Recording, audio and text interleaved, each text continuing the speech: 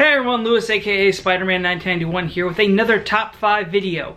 Since Arrow is about to start its final season, I decided it was time to talk about my top 5 Green Arrow stories. This list is 100% my opinion. If you have a Green Arrow story that's not on this list, please feel free to comment below about it. Anyways, let's get started. Number 5, Archer's Quest. Oliver Queen teams up with his former sidekick Roy Harper to find several items that went missing after his death. The story is a nice spiritual sequel to Hard Traveling Heroes in that, again, we have Oliver Queen taking a road trip, but instead of his best friend Hal Jordan, he's going with his ex-sidekick and protege Roy Harper. And also each item they find is also from a different memorable piece of Green Arrow's history. This is the story that helped lay the groundwork for Green Arrow's eventual proposal to Black Canary, which occurred at the end of this particular Green Arrow's title. Also, there's a huge revelation in the end about Oliver's relationship with Connor Hawke, and it basically disproves something that fans initially believed about Oliver and Connor since Connor first showed up in Oliver's life. But the story also showed the first signs of Oliver and Roy repairing their friendship in over decades. Real time, of course. Number 4, Quiver. Oliver Queen is back from the dead. However, when he meets his superhero colleagues and old friends, they notice that not all of Oliver's memories came back with him. Kevin Smith's story and Phil Hester's artwork are an award-winning combo. Hester remained on the book until issue number 45. This story involves a lot of supernatural elements which really shouldn't work for a Green Arrow story, but Kevin Smith finds a way to make it all work together in something that's a bit more feasible for a character that's at his best with street level stories. I recently reread this story because one of my favorite podcasts, Geek History Lesson, was doing an episode about it. This was the first story that brought Oliver Queen back to comics after his absence from his death, and it wasn't something that DC Comics wanted to do, and they hired Kevin Smith. Kevin Smith actually pitched them this idea, and they approved it, and they brought back Oliver Queen, and it was very successful. Also, I had to put this above Archer's Quest because in order to really understand Archer's Quest, you have to read Quiver first. Number 3 on the list is a story that I just mentioned earlier, Hard Traveling Heroes, also known as Green Lantern, Green Arrow by Neil Adams and Dennis O'Neil. Green Arrow and Green Lantern, Hal Jordan, go on a cross-country road trip to discover America. Eventually, Black Canary joins the duo on their trip. This story dealt with a lot of real-world issues, and it was probably one of the earliest comics in what's known as the Bronze Age period. Plus, this was the story that revealed Roy Harper was a heroin addict, and this would lead to some deep character development for Roy and dissolving his partnership with Green Arrow. Also, this story really helped cement Green Arrow's left-winged political beliefs, and Neil Adams' redesign of Green Arrow is, I would say, the character's most iconic look. It was a look that stayed with him for many, many years, and that was also the design they used for his appearance on Justice League Unlimited. Number 2 on the list, Jeff Lemire's run from the New 52 title.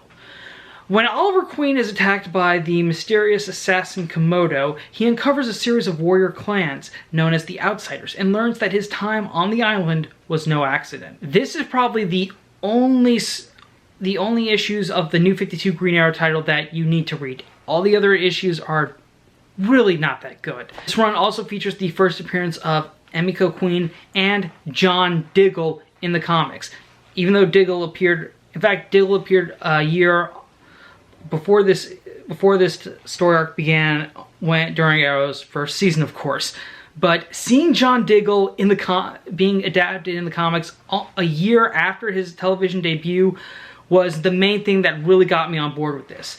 In fact, Jeff Lemire's run is very similar to the first 2 seasons of Arrow, that it was a very easy transition for fans of the TV show who really want to read, who want some Green Arrow comics, could easily access this and be like, oh hey, this is kind of has a similar vibe to the TV show, I get it.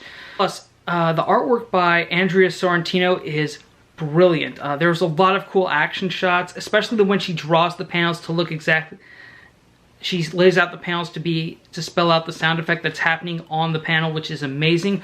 Also, when we get reintroduced to Robert Queen, I love how they drew him to look exactly like Oliver's pre-New 52 version, basically with the goatee and everything. That was a brilliant point, because when they relaunched Green Arrow for the New 52, they made him look more like Justin Hartley and Stephen Amell. The idea of Jeff Lemire introducing that, you know, there was much more going on in the island. It's not new. The story arc Green Arrow Year 1 did it before, but I like those stories that kind of like make it seem like more happened on the island than just what Oliver told people, because the initial origin of Green Arrow was just, oh, I was shipwrecked on an island, I learned how to survive, and now I learned humility. But more going on, but all the things that happened on the island just really add much more depth and meaning to how Oliver Queen went from being a rich boy to a superhero. And I think the perfect, and honestly, and also including Robert Queen, having Robert Queen involved was a excellent way to get people who loved Arrow the TV show to get on board with this. It was so it was very much close to the first season that it was an easy thing for your mind to get around it. And I think that if you really loved Arrow the TV series, you should definitely check out Jeff Lemire's run on Green Arrow. All right, my #1 favorite Green Arrow story of all time is the Longbow Hunters. Oliver Queen and Dinah Lance relocate to Seattle, Washington. They open up a flower shop while continuing their vigilante activities. In this initial miniseries, Oliver Queen goes after a serial killer known as the Seattle Slayer, while Dinah investigates the city's drug dealers. During their adventures, Dinah is captured and injured to the point where her sonic scream becomes useless. Also, Oliver goes after her captor, but the mysterious archer known as Shadow steals his kill. This was the beginning of Mike Grell's Green Arrow run, and the title was initially part of DC's Mature Readers line, which was their precursor to Vertigo. More specifically, this miniseries was the beginning of the period where Green Arrow ditched his trick arrows and his classic costume for the broadhead arrows and more classic Robin Hood look. And by, classic Robin Hood, I mean he's got the hood on the costume and everything, which I do like Green Arrow's costume when it has a hood. It looks cool. Oliver's adventures during this time were much more isolated from the rest of the DC universe. And whenever other heroes did appear, they only did so in their civilian clothes, and they didn't use any of their code names. Mike Grell's more grounded approach to Green Arrow is probably my favorite interpretation, because I always think that Green Arrow is at best when he's a street level hero, and Longbow Hunters perfectly exemplifies that. Even though Green Arrow does occasionally participate in larger superhero events, he's still his best when he's just protecting the streets of Seattle or Star City, or just keeping his feet on the ground. Also, I read this comic, I think shortly after the first episode of Arrow premiered, and like Jeff Lemire's run, it was an easy thing. It was a perfect complement to it. Of course, in the first season of Arrow, that was when Oliver was killing people, and he does do the same thing in the Longbow Hunters and the subsequent series. But it's a tone that was definitely new for Green Arrow at the time, and it was definitely something that was new for a superhero TV show, especially one on cable, that the hero would kill so easy. And I think all of that came from the Longbow Hunters miniseries. And again, it's my favorite interpretation, I think, of Green Arrow. It was very grounded. It was the perfect scene.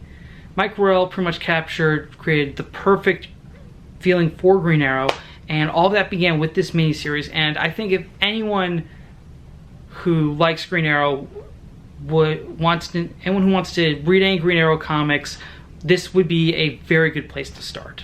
Alright, that concludes my list. Thank you for watching. Again, this list was just my opinions. If there's a story that I meant that I did not say, let me know in the comments below. Tell me what you thought of it. Again, if you have any other Green Arrow recommendations, please feel free to shout them out in the comments. If you like this video, check out my other ones, like and subscribe. Spider-Man 1991 saying, see you later.